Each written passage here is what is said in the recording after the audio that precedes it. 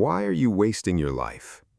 I'm not asking that in some fake, deep way. I mean it seriously. Because most people reading this already know there's something they should be doing, something real, something that actually matters to them. Maybe it's a business, maybe it's a YouTube channel, maybe it's making money, getting in shape, learning a skill, fixing your attention span, building a future you can actually respect. You already know what it is. You've known for a while. The problem is not that you have no ideas. The problem is not that you've never thought about your future. The problem is that you keep living in the gap between knowing and doing. That gap is where people waste years.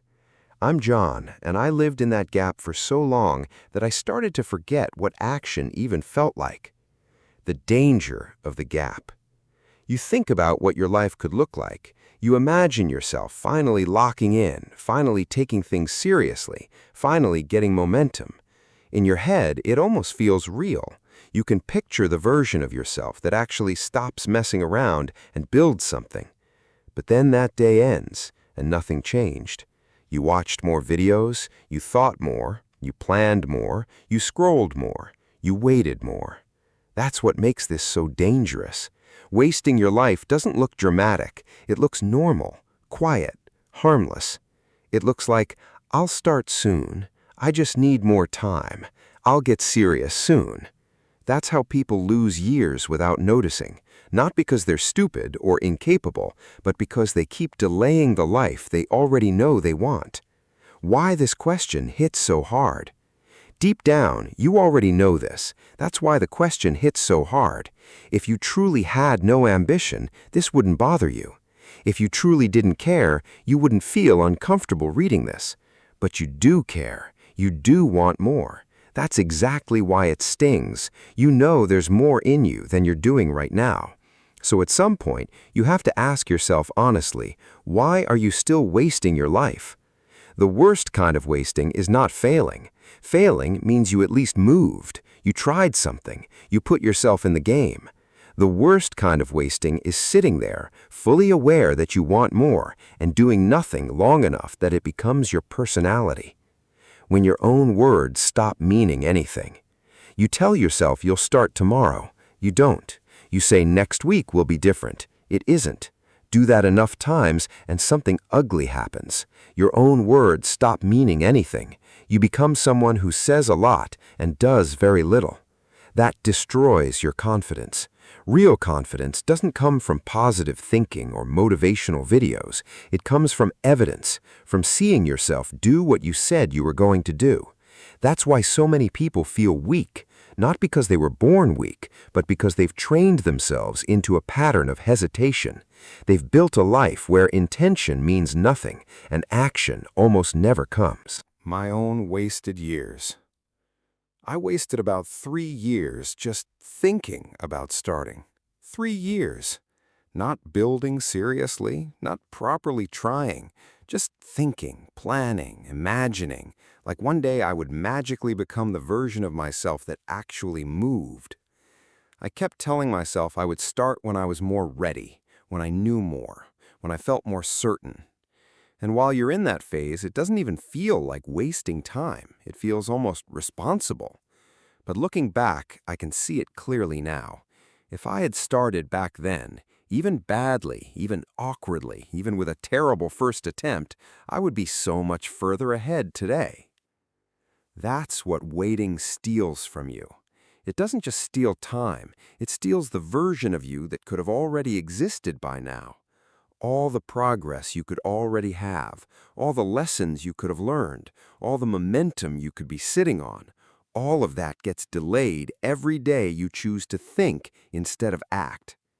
Most people don't wait because they're lazy. They wait because they're scared. But they don't call it fear. They dress it up in smarter language. I'm researching. I'm planning. The timing isn't right. I need to figure things out first. That's just fear in a nicer outfit. Fear of looking stupid. Fear of being bad at something. Fear of trying and failing publicly. That's why people wait.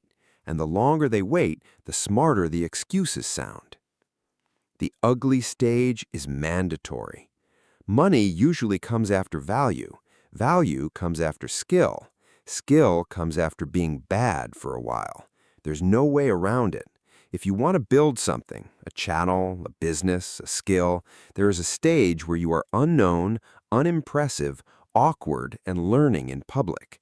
That stage is not optional. The people who move ahead are not the ones who felt most ready. They're the ones who got tired of waiting and decided that being a beginner was better than being stuck. The moment that changes everything. At some point, I got sick of my own hesitation, sick of living in fake productivity, always thinking about the future but not building one, sick of knowing I wanted more and still moving like someone who didn't. That's the moment a lot of people need. Not more comfort, not more reassurance, not one more video telling you everything is okay. Sometimes you need to look at yourself honestly and admit, this is me refusing to move. That refusal costs you, because while you're hesitating, someone else is gaining reps, someone else is posting, learning, failing faster, getting better. That's why waiting is so expensive. Being young is not an excuse. When people say, I'm still young, I have time. Yes, but having time is only an advantage if you actually use it. Being young is exactly when you should start. This is the cheapest time to fail. Fewer responsibilities, lower consequences. And still, so many people waste these years being careful. That's insane. This is when you should be experimenting, learning, taking risks, and recovering from failure. Instead, most people wait until later, when life has more pressure, not less. The real cost of wasting your life is not lost money or missed opportunities. It's that you slowly become someone you don't respect. Because deep down, you know when you're avoiding your life. A part of you notices every time. Do you trust yourself? Do you respect yourself? Do you believe your own words?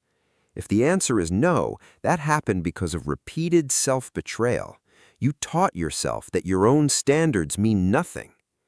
What actually changes this is not another perfect plan, not another month of thinking. You start before it feels clean, before you feel ready. You start while you're still uncertain, while your first attempt is still clumsy, while you still feel stupid. Because that's real life. The beginning is ugly for almost everyone. The difference is that some people accept that and move anyway, while others keep negotiating with reality until years are wasted.